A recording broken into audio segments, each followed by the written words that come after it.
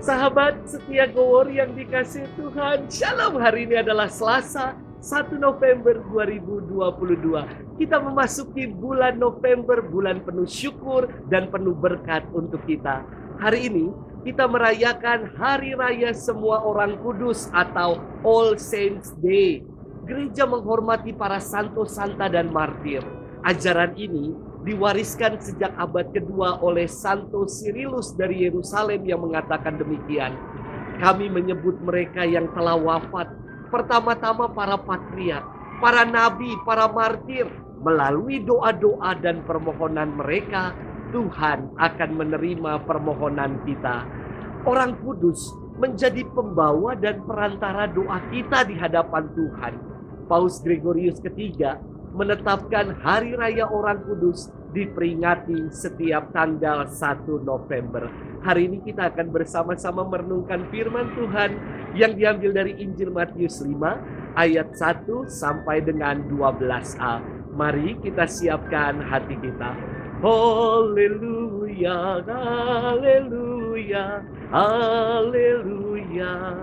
Marilah kepadaku semua yang letih lesu dan berbeban berat. Aku akan memberi kelegaan kepadamu.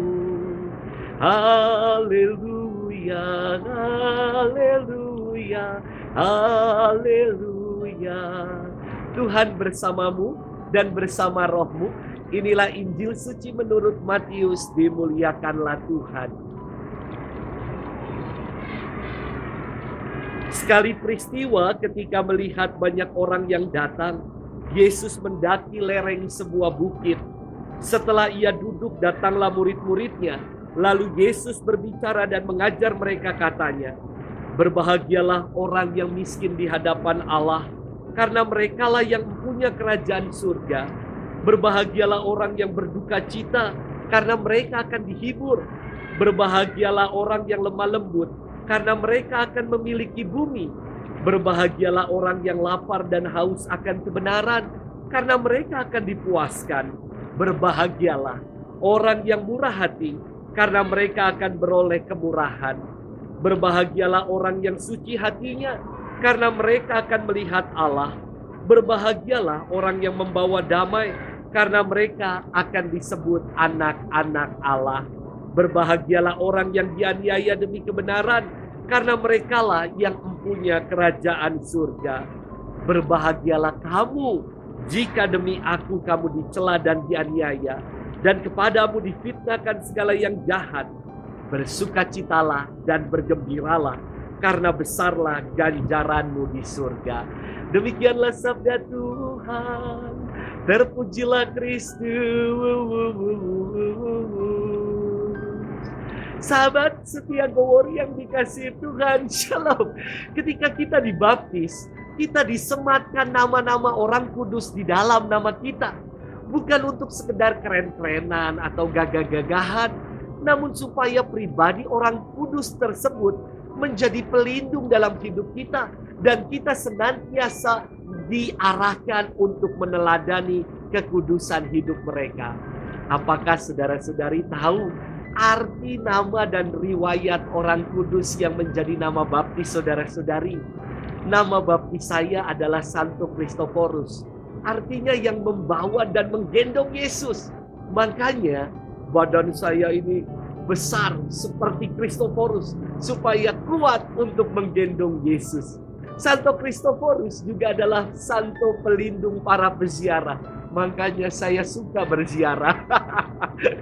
Dan Santo Kristoforus juga adalah pelindung pengendara, terutama pengendara sepeda motor. Makanya dulu saya pernah jadi anggota geng motor.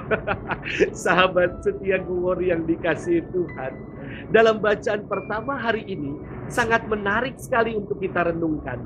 Dikatakan bahwa Yohanes telah melihat vision kumpulan orang kudus yang jumlahnya ditulis persis 144.000 orang dari keturunan Israel. Saya bertanya-tanya dan bermenung, mengapa 140.000 orang? Angka ini menarik untuk kita telaah, sebab Yohanes ingin menekankan ada 12 suku Israel dan juga ada 12 para rasul Tuhan. Dari 12 suku Israel, 12 para rasul jika dikalikan 144. Dan menjadi 144.000 ketika dikalikan 1000. 1000 kekudusan. Ini angka kegenapan angka 1000 itu. Angka kesempurnaan menurut tradisi Yahudi. Lebih lanjut Yohanes mengatakan dirinya melihat suatu kumpulan besar orang kudus yang tak terbilang banyaknya dan tak terhitung jumlahnya dari segala bangsa, suku, kaum, dan bahasa. Inilah harapan yang perlu kita perjuangkan dalam hidup, yakni untuk menjadi kudus adanya seperti yang dilihat dalam vision Santo Yohanes Penginjil. Sahabat setia Gowori yang dikasihi Tuhan, dalam ensiklik Gaudete et Exsultate, bergembira dan bersukacitalah, Bapa Suci mengajak kita untuk tidak takut menjadi orang-orang kudus. Ada yang salah tangkap bahwa menjadi orang kudus artinya orang yang gak punya dosa, orang yang perkataannya selalu benar, santun dan saleh suci. Kudus bukanlah sekedar kata-kata. Menjadi kudus dari kata sanctitas, artinya dipisahkan.